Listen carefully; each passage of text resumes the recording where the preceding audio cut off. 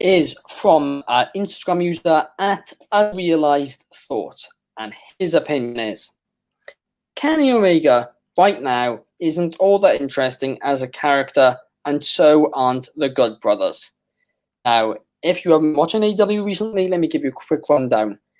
Kenny Omega and the Good Brothers are acting like, very cocky, arrogant heels, dressing up in all luxury items, stuff like that, messing around, being very, I don't know, I can't even think of the word, very, very arrogant. There we are, very arrogant. Of course, on last night's episode, when Evil Uno came down to the ring, Kenny Omega got him in the ring and said, what's the capital of Thailand? And he goes, I don't know. And he goes, Bangkok. And then, of course, kicks him in the nuts. Which I thought was hilarious on TNT. The fact they just put that on there. But but that's the type of thing. It's very cringeworthy. But at first I didn't like it. Now I have no problem with it, if I'm being honest. I enjoy it, and I feel like it fits the Good Brothers perfectly. I don't whether or not it fits Kenny Omega is maybe one thing, but the Good Brothers, it definitely fits them. That's always been them messing around, kind of crossing the border as to whether or not they should be on TV type thing. But yeah, I think Kenny Omega's done well with this gimmick now.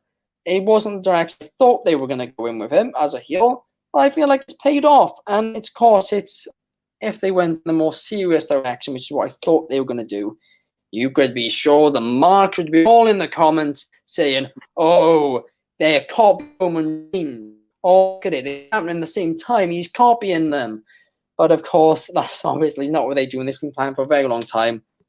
And the fact they've mixed it up has been a positive in my eyes. What do you think, Karl? I think the fact it's getting under people's skin is the reason why they're doing it. These men, they're onto the marks. Like, they're following the hardcore fan base, and I truly believe they're doing everything the hardcore fan base doesn't like, just to get heat with them. Like, they're so, like, the Young Bucks. Like, look at the Young Bucks as well. I hate the Young Bucks, but I love the Young Bucks at the same time. Like, because they're trying to like pee everybody off, and it's just brilliant. It's like different the line in the Dark Knight. Some men just want to watch the world burn, and that's exactly what these six men are doing. They are just peeing everybody off. Like, I'm still raging. I haven't seen Chad Too Bad in AEW. That's the big debut I'm looking for, is Chad Too Bad. But let's not take anyway. Omega, when it's time to get serious and go, Omega will go. And one thing I really loved about last night's AEW, it's like Kenny Omega is wearing this mask, and he's perceiving himself as Goofy doesn't care. But the minute Hangman Page got in the ring, it's like the mask fell off, and Page seen, like, that was the real Kenny we seen again, where it wasn't this mask where Kenny was hiding his insecurities and trying to avoid the fact that Page doesn't exist. I think all this perception is like, Kenny, no one exists, I'm the greatest, because he knows in the back of his head, oh, Page is coming. And then Page is like afraid of failure, depression. I was like, people were giving out at the start of AEW, oh, Page is booked too much, and Kenny's all this depressed character. But I think that was the idea.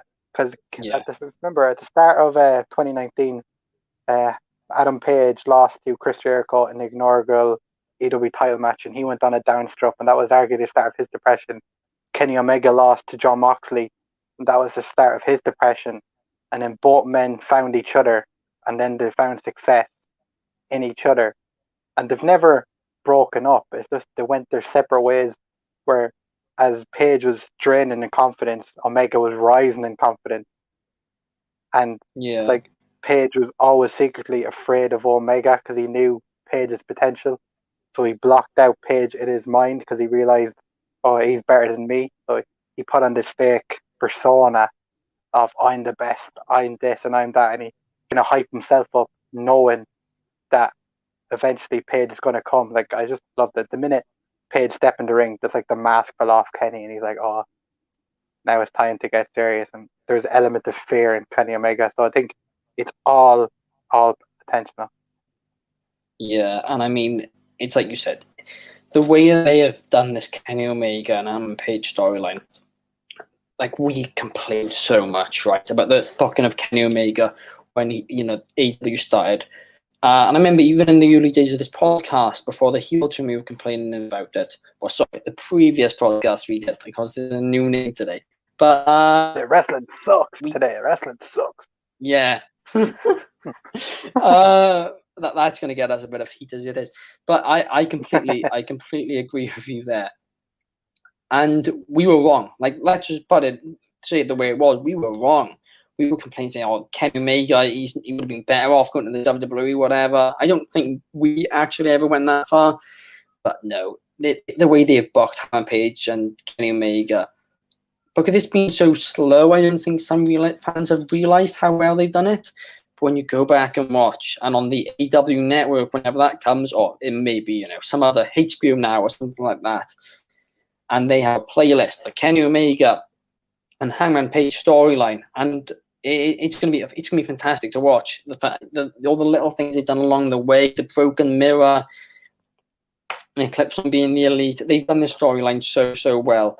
And I hope when their match happens, presumably at All Out, they, maybe even the week before, because probably on pay-per-view won't be able to fit it in, but they do at least a 10-minute video package highlighting it all.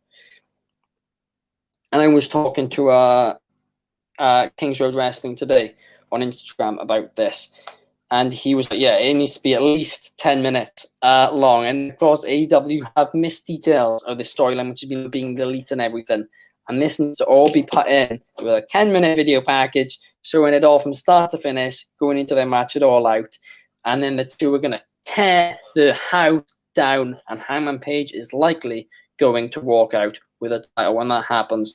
But to go back to the question, the statement, I personally disagree with it. I do not think Kenny Omega is uninteresting. I think that he has pulled this gimmick off very, very well. Has it been over the top at times? Absolutely. But for the most part, it has been top-notch stuff. Very enjoyable to watch.